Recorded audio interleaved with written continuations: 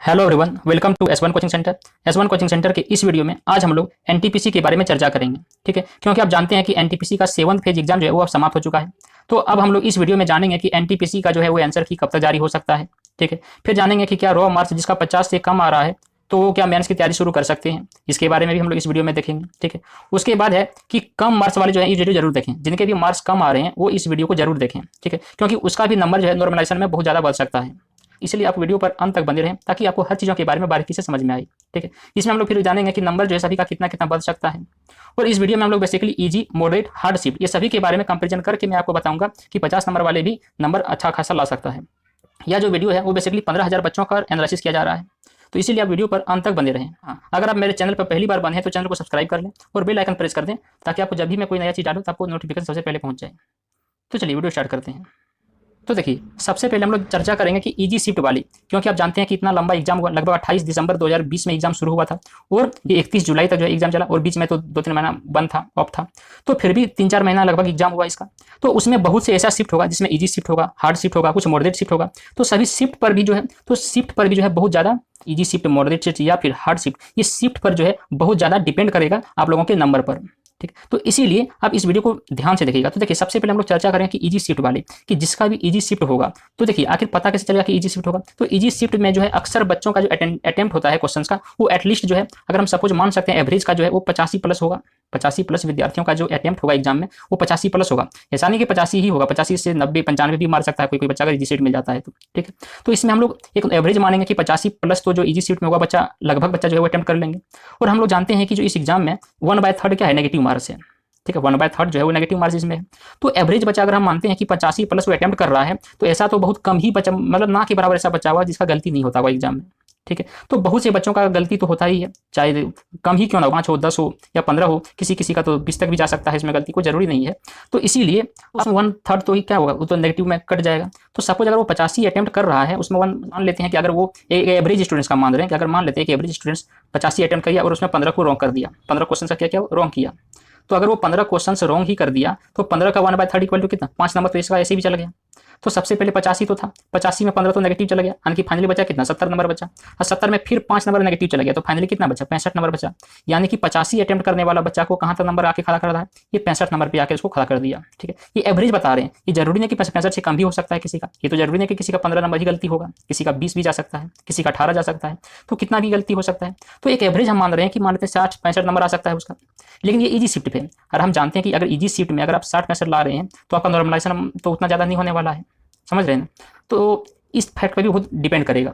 तो अगर मान लेते हैं आपका रॉ मार्क्स 65 या 60 तक आ भी रहा है तो अगर आप यूआर से हो तो आप CBT2 की तैयारी यहाँ से कर दें, आपका फुल कॉन्फिडेंस है कि आपका जो है रियल पक्का बन जाएगा। यहाँ से 65 नंबर का कम नहीं होता है, चाहे इजी हो या हार्ड हो, कुछ भी हो।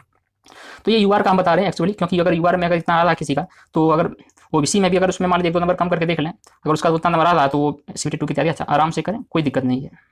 उसके बाद देखिए मॉडरेट शिफ्ट के बारे में चर्चा करते हैं। तो देखिए मॉडरेट शिफ्ट में क्या होगा, एवरेज स्टूडेंट्स का जो अटेम्प्ट होगा वो एटलीस्ट कितना होगा, 80 प्लस होगा। ठीक है, जिसमें मान लेते हैं कि हम सपोज ये मानते हैं कि अगर मान लेते हैं 80 प्लस वो अटेम्प्ट कर रहा है, उसमें 12-15 या 10-12 इसमें जो भी हो नेगेटिव हो सकता है, कन्फर्म है नेगेटिव तो होगा ही होगा। क्योंकि बच्चों का जो क्वेश्चन गलती होता है वो आसान से आसान क्वेश्चन भी गलती हो जाता है एग्जाम में, क्योंकि वहाँ पे प्रेशर रहता है एग्जाम हॉल में। तो इसीलिए मान लेते हैं कि 10-12 नेगेटिव मार्क्स उसका जाएगा ही। तो अगर हम 12 मानते हैं तो 80 में तो 12 ऐसे ही उसका चला गया, तो फाइनली बचा कितना, 68 नंबर बचा। और 12 का 1/3 इक्वल टू कितना, 4 नंबर ऐसे भी फिर कटेगा उसका, तो 68 में फिर 4 घटेगा कि फाइनली उसका नंबर आके कहाँ खड़ा हो गया, तो 64 पे आकर वो रुक गया। तो अब आप बताइए कि अगर मॉडरेट शिफ्ट वाले हैं और उसका नंबर अगर 64 आ रहा हो तो इसमें नॉर्मलाइजेशन जो होगा वो ईजी की कंपेयर में हल्का सा कुछ ज़्यादा बढ़ेगा, ये तो ठीक है। उसके बाद मान लेते हैं कि अगर मॉडरेट शिफ्ट में हो, अगर उसका अटेम्प्ट 80 प्लस हो तो वो मान सकता है कि उसका नॉर्मलाइजेशन में कुछ ज़्यादा बेनिफिट होने वाला है।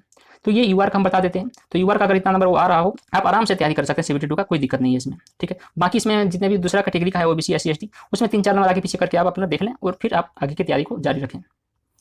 तो चलिए उसके बारे में चर्चा करते हैं टफ शिफ्ट वाले का। तो देखिए टफ शिफ्ट वाले का जनरली जो बच्चों का क्वेश्चन रहता है वो अटेम्प्ट वो बहुत कम रहता है, 70-75 एवरेज बच्चों का। तो इससे पता चल जाता है कि जो सब शिफ्ट था वो एटलीस्ट हार्ड होगा, तब तो बच्चों का अटेम्प्ट 70-75 हो रहा है। तो इसमें भी हम लोग मान, ऐसा तो नहीं है कि टफ है 70-75 ही वो अटेम्प्ट किया है, तो ऐसा तो नहीं है कि 70-75 वो पूरा सही ही किया है, तो उसमें भी हम 10-12 रॉन्ग मान सकते हैं। क्या? तो उसी प्रकार अगर हम मान लेते हैं कि वो 70 नंबर बनाया एवरेज स्टूडेंट्स, उसमें 12 वो नेगेटिव कर दिया, तो फाइनली उसका कितना 58 पे आके रुक गया, और 58 में फिर उसका 4 नंबर क्या होगा नेगेटिव घट जाएगा, तो फाइनली कहाँ पर 54, यानी कि 50-54 के बीच में नंबर उसका रह जाएगा। तो 50-54 के बीच में उसका नंबर अगर रह रहा है तो वह सिचुएशन में क्या हो, तो टफ शिफ्ट में है। लेकिन बच्चा यहाँ पर डिमोरलाइज ना हो कि मेरा 50 नंबर आ रहा है, 54 नंबर आ रहा है, क्योंकि आपका टफ शिफ्ट था। तो टफ शिफ्ट है तो आपको ईजी और मॉडरेट के कंपेयर में नॉर्मलाइजेशन मार्क्स भी ज़्यादा बढ़ेगा। तो इसलिए आप चिंता ना करें, आप एवरेज बच्चों का अटेम्प्ट देखें कि एवरेज बच्चों का अटेम्प्ट जो है इस शिफ्ट में 70-75 है, तो उस शिफ्ट वाले को बहुत ज़्यादा बेनिफिट होने वाला है। तो इसलिए अब हताश ना हो, आगे की तैयारी को जारी रखें इस कॉन्फिडेंस से कि मेरा नंबर नॉर्मलाइजेशन में 100% जो है वहाँ से बढ़ जाएगा। तो इसलिए आप आगे की तैयारी आराम से करें, बेफिक्र होकर करें, क्योंकि आपका शिफ्ट टफ होगा। इसलिए बच्चों का जो अटेम्प्ट है वो लगभग 70 से 75 था। तो आप समझ गए कि कैसे 50 नंबर वाले से 54 नंबर वाले भी बच्चे जो है वो रिजल्ट बना सकते हैं CBT 1 में, और अच्छा खासा नंबर भी ला सकता है वो, आप देख लीजिएगा इसके बारे में। ठीक है, तो ये था तीनों compare, easy shift, moderate shift और टफ शिफ्ट के बारे में। तो आई होप आप समझ गए होंगे कि इसका क्या हो सकता है परिणाम अंत में। उसके बाद जल्दी चर्चा करते हैं कि आखिर फाइनली आंसर की। तो देखिए फ्रेंड्स, आंसर की जो है ये अगस्त का, जहाँ तक हमको उम्मीद है कि अगस्त का अंतिम सप्ताह तक ये फाइनली RRB जारी कर सकता है, क्योंकि ये तो ऑटोमेटिक जो है इस एग्जाम में बहुत ज़्यादा लेट हो चुका, डिले हो चुका है। अब हमको नहीं लगता है कि इसमें ज़्यादा डिले होने वाला है, तो इसीलिए आप तैयारी जो है वो जारी रखें आगे की, इसमें कोई भी आप रुकावट ना डालें तैयारी में। तो आंसर की तो बहुत जल्द जारी होने वाला, इस महीने का लास्ट में 100% वो जारी हो जाएगा, और आंसर की जारी होने के बाद 1 महीने के अंदर जो है आपका रिजल्ट पब्लिश कर दिया जाएगा। उसके बाद 1.5 से 2 महीने के अंदर आपका एमएन्स ले लिया जाएगा। तो इसीलिए आप तैयारी को कंटिन्यू रखें, ठीक है। और हाँ, आप मेरे चैनल पर भी बने रह सकते हैं, यहाँ पर भी आपको बहुत सारा कंटेंट जो है आपको मिल जाएगा, इस चैनल पर प्रोवाइड किया जाएगा।